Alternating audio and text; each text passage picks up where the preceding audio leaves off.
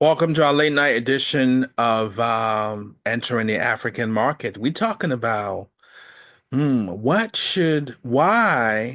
should American businesses care about investing in Africa future?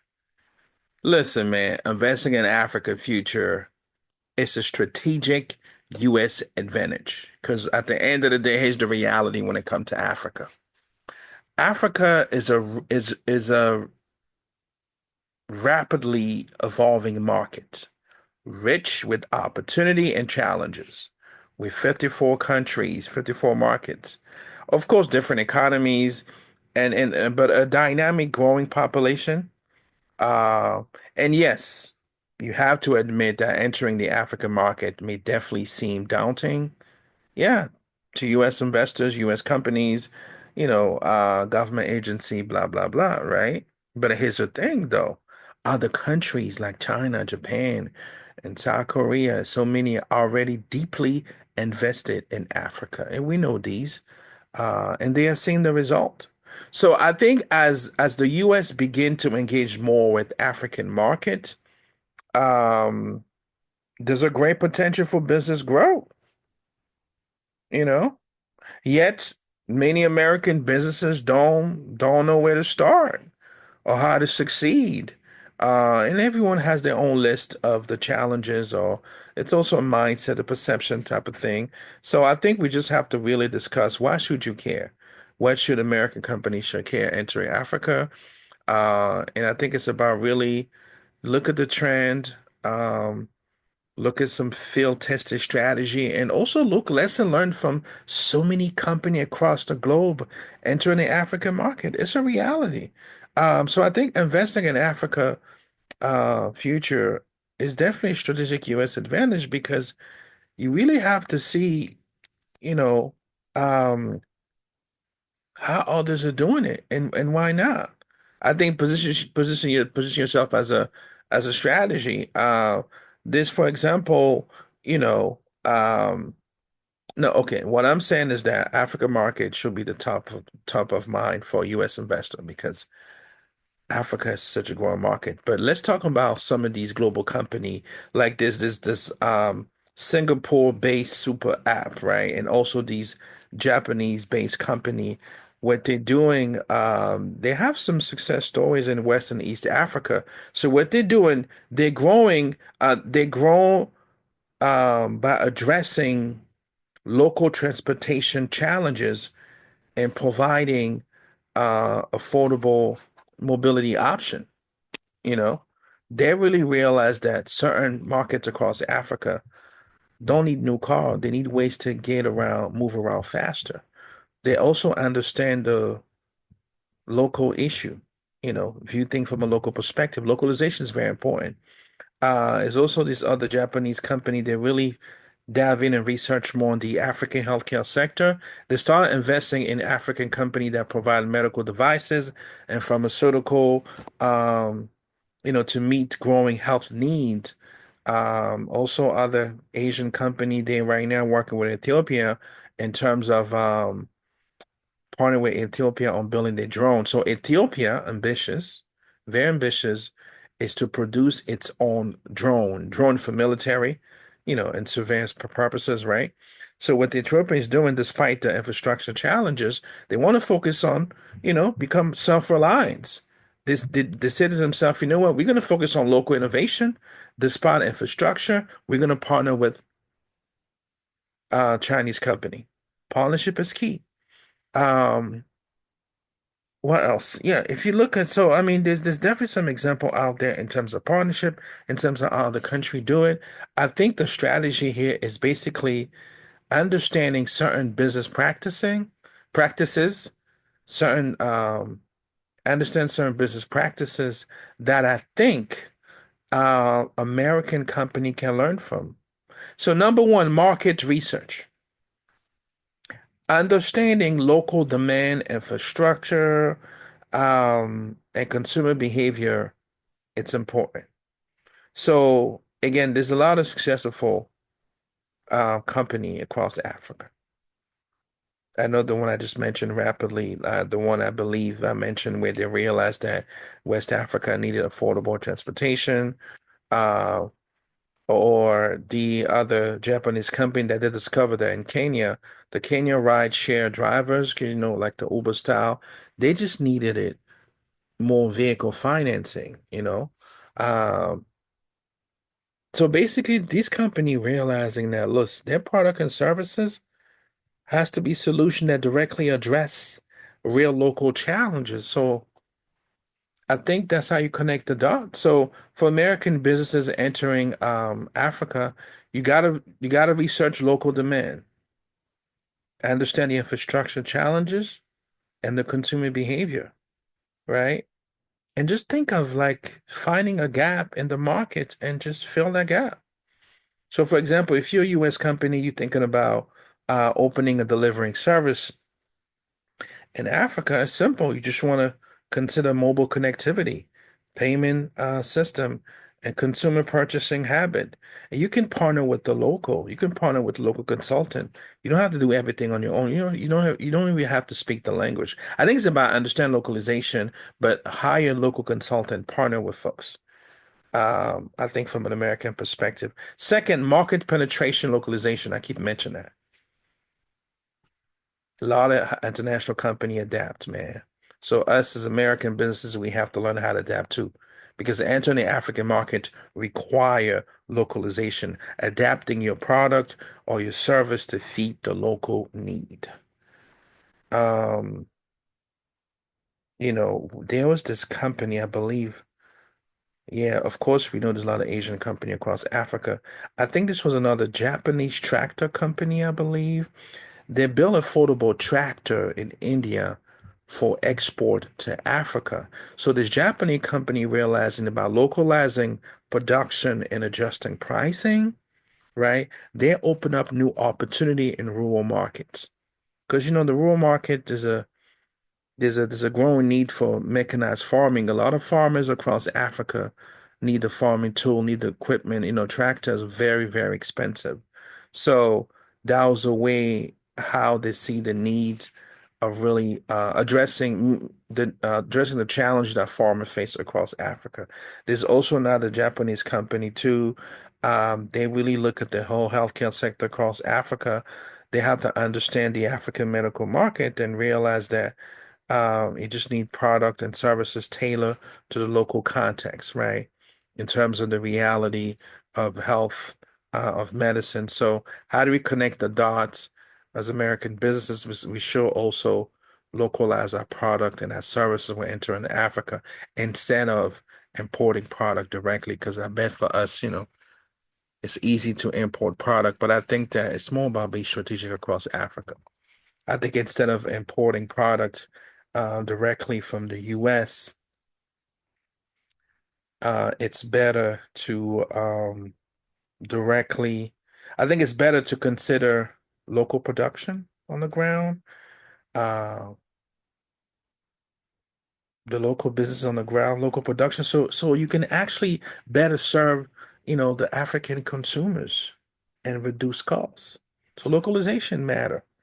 So, for example, if you're planning to enter like the agri-tech market, because agriculture is huge across Africa, so you should think about localizing product or build irrigation system because all you're doing just trying to help, farmer um, get some tool that they need, man. Because a lot of local farmers, hey, they have a lot of needs and face different economic realities. So it's good to really understand the localization.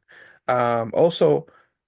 Africa is just a buoyant market that you can scale, but you have to learn from other company who've been there successful. They scale by focusing on what affordable, practical solution, affordable flexibility, you know, especially in the healthcare markets.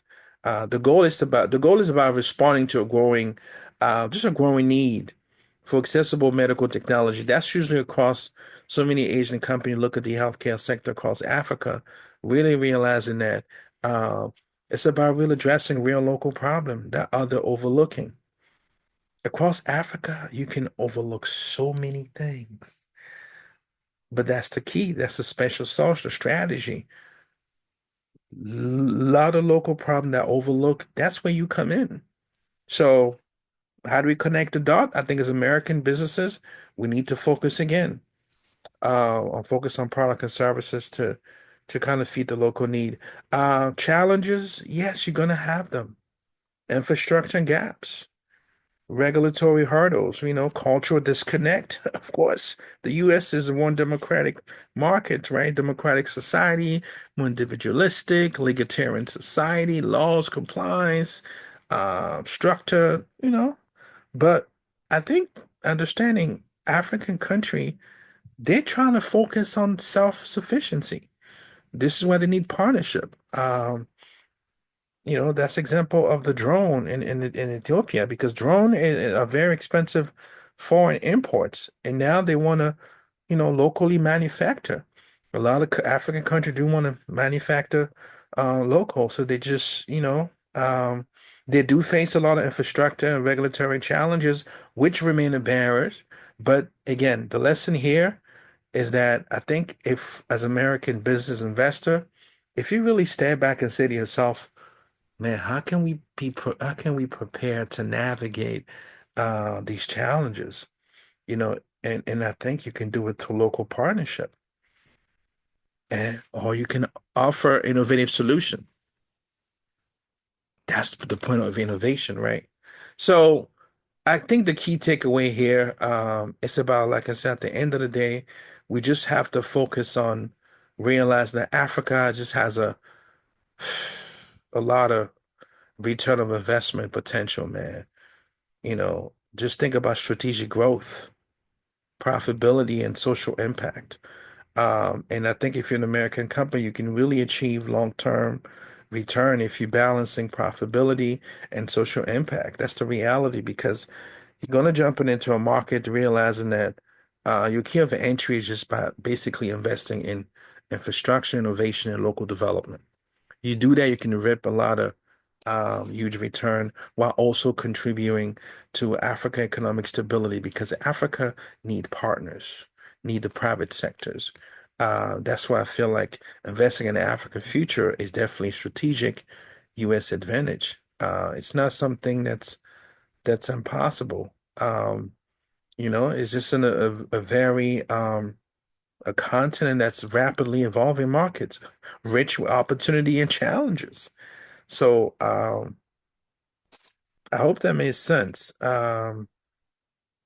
Yeah, what should American care? Mm, why America should care? There's so many business opportunity. And what does that mean for us is the question. What does that mean, these opportunities? One thing to think about, Africa is worth 2.5 trillion. A 2.5 trillion economy that offers a lot of opportunity for businesses of all size. Example, solar energy product, they're thriving due to high demand for clean energy.